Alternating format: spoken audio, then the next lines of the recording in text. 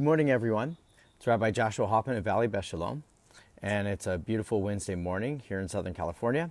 And it's my privilege to share a few words of Kavanah, a few words of intentional thought and direction, and hopefully inspiration as you go about your day. So, since the beginning of the pandemic, one of the questions that I think I've been asking, and I've been asking with my close circle of family, is whether this is really going to change us. And the skeptics among my family are pretty resolute that despite even a pandemic, which seems to completely upend the very nature of our society and the structure that we have built to conduct our commerce and conduct our relationships, that at the end of the day isn't going to change very much the sort of fundamental nature of human beings.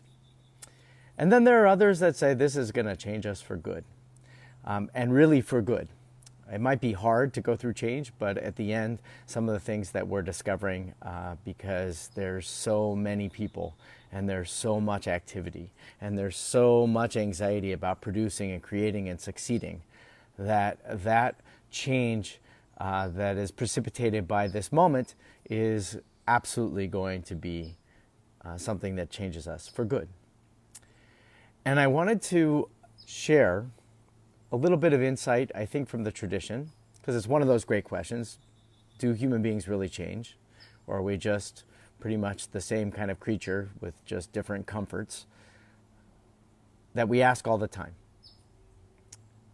So first, from the tradition, we've learned that quarantine, the idea of quarantine actually comes from the number 40. Quarter comes from 40, possibly, and that number is extremely significant in the book of the Torah, as it signifies a significant period of time and transition, and that change is supposed to take place during that time. It's a period of time, it's a cycle of time plus. Right, just like when we talk about a child being inducted into the Jewish faith on the 8th day, it's a cycle of 1 week and the next day. And the idea that 40 days represents some kind of complete cycle, and that a transition takes place and that it is established after 40 days is significant. And knowing that we're well past 40 days of this time in our lives when we've been asked to change our comfortable behavior, to isolate ourselves and to diminish our encounters with others in the marketplace and in the world around us, that period has been much more extensive than 40 days. And nonetheless, it's a period that signifies a potential for change. Yesterday, we just celebrated the month of Tammuz. And it is in this month that we have, if you count, 39 days between the beginning of this month and the 9th of Av, which is a tremendously difficult and somber day in the calendar of the Jewish year, in which we reflect upon collective destruction. And one teaching about that, and also about quarantine, and also about some of these transitions that are taking place from our tradition, is that during the 39 days that are unfolding, that change is possible.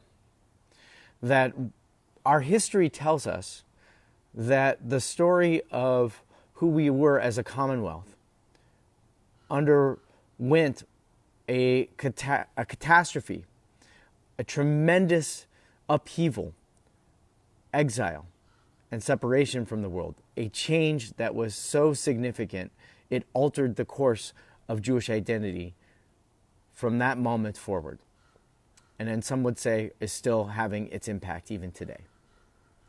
And 39 days we have from the beginning of Tammuz until Tisha B'Av for us to say that change is possible.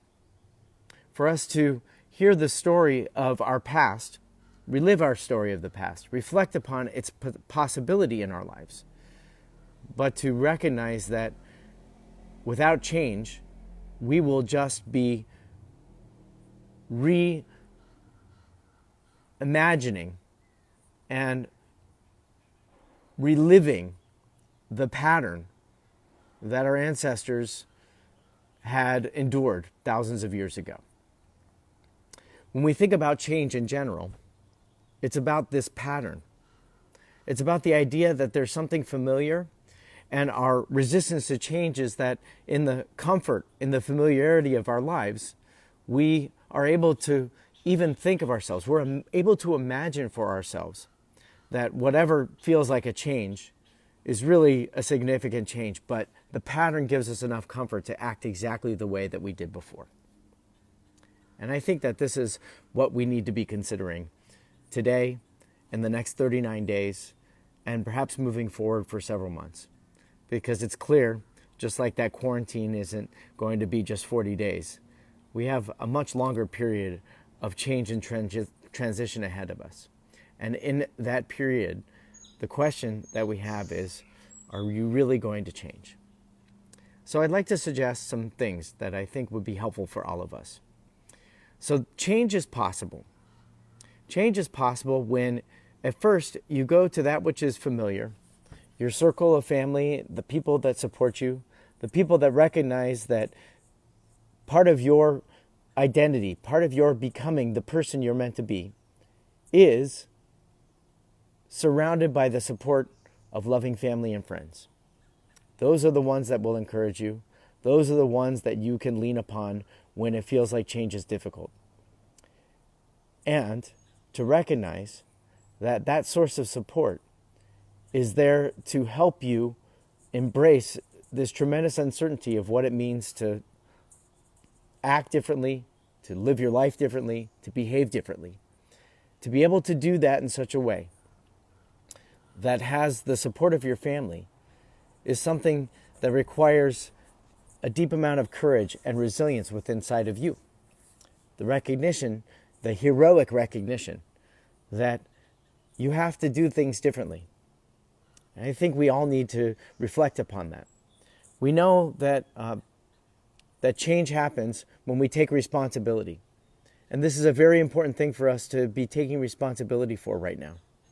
As the world is opening up, we have to continue to be vigilant and take responsibility for our actions.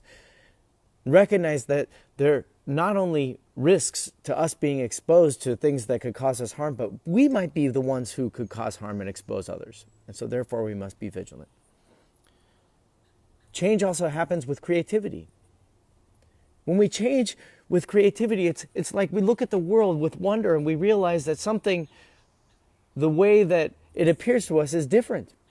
We're able to see it differently, and it's without that creativity it's not without that creativity that we would find things like vaccines and the ability to counteract the health effects which have caused harm to all of us. Change happens when our anger subsides. Change happens when maybe we recognize that things which we held on to and our desire to control and make the world as we want it to be, as we envision that it ought to be, even though the world is reflecting back that either it's not ready for that or that might not be the right path that's necessary, that our anger and response can subside and change takes place then. And change takes place finally with hope. Hope can transform. Hope can kind of give us this sense that there is a possibility out there in the world and that change is possible. That kind of hope, that kind of faith, is precisely what we need in a time like this. And it's the 39 days that we are counting right now that are embedded in hope, because we know what the story can be if we go back to the patterns of the way that we used to behave. We know what it can be if we just comfort ourselves in the support of family, and we continue to rehearse the narratives that make us think that the world is changing. But if we're not changing ourselves, then there's no hope for change at all. So my hope for you, my hope for all of us, is that we really do embrace this capacity to change. First with hope, that there is a world that is possible yet to be discovered, and with our enduring hope, we are able to see that possible world, a world of kindness, a world of gentility, a world of dignity for all humanity, a world of self-respect and respect for others. That's possible. And our hope on a daily basis is precisely what it's going to take for us to change our patterns of behavior, which may limit or prohibit us from seeing that possibility. And if we're angry because the world isn't the way that we want it to be, then maybe we have to recognize that, first of all, the anger should subside and allow us to see the world as it is and to work within the confines of the world as it presents itself to us and know that change is possible even in incremental steps. Change is possible when we're being creative, and to see that while there are brilliant people and we're so grateful that they're finding and discovering new therapies with us, that the same thing is true, that our creativity is finding ways for us to see the world differently. And finally, taking responsibility. May we take responsibility, and may our recognition that the world will not make a change unless we're ready to make a change be possible for all of us. So as this month of Tammuz begins, as these 39 days of transition unfold before us, as the world continues to transform on a daily basis, ask yourself the question, is change possible? My prayer and my hope is that you say resoundingly and unabashedly yes, and that your actions and your responses to the world demonstrate that change is possible for you and for all of us. Have a wonderful day, and we look forward to seeing you in many places where Valley Beth Shalom is connected. Take care.